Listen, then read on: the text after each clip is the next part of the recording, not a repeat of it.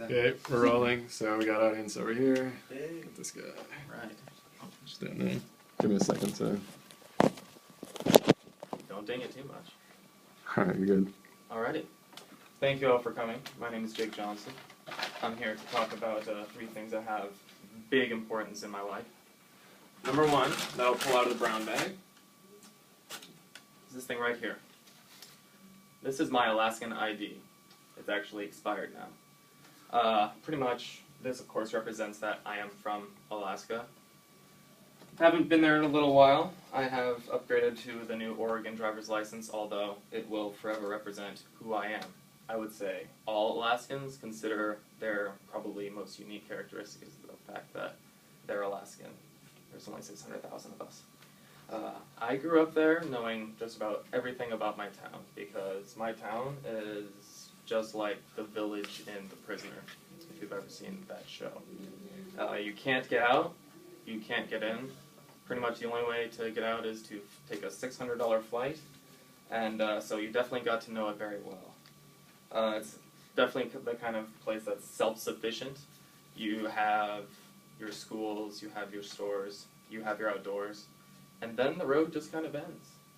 That's pretty much the kind of place that I like to think of as a petri dish of culture. There's a lot of unique characteristics that the sociology of Juneau represents. There's things like rain boots becoming high fashion because it rains over 80 inches a year there. And everybody is forced to enjoy the outdoors because that is literally all there is to do if you do not like to bowl.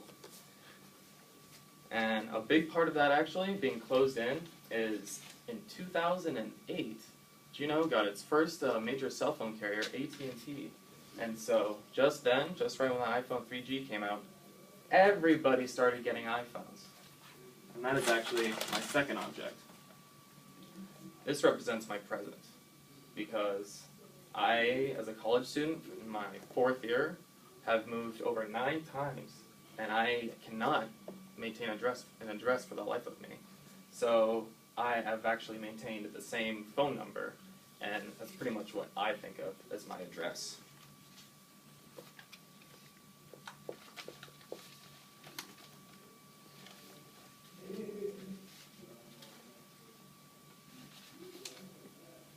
This is, in fact, my my 3rd iPhone. AT&T got their claws around me with that unlimited data plan, and as soon as they swept it out of under the rug from everybody else, I kind of got addicted to the idea. It allows me to schedule my calendar for things that I do for class or work. It allows me to get to school using the Maps application. When I first moved to Portland, I was hopeless without it. And it's essential to stay in contact with my old friends and family and anybody that I hope to network with after I graduate. And in fact, a big portion of what I actually use it for now is listening to radio. That's actually part of that unlimited data plan feature.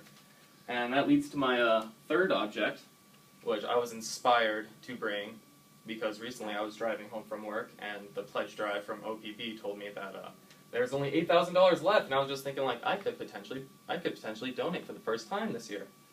And I didn't, because they actually got all their money before I could call them, which was, I guess, kind of awesome. But it makes me think that since I've grown up with public radio as kind of like my version of television, that it's kind of going to be my job to start donating, because I am going to be that current generation that I always thought I would never be. It's no longer a fantasy to contribute to public radio, especially because they're all about, like, oh, $5 a month. I'm just thinking, like, I spend $5 a day on coffee.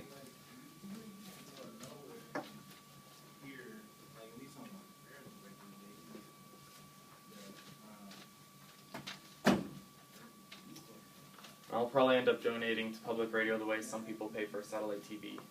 Just, it'll be cheaper. And as far as all my objects go, they do represent who I am.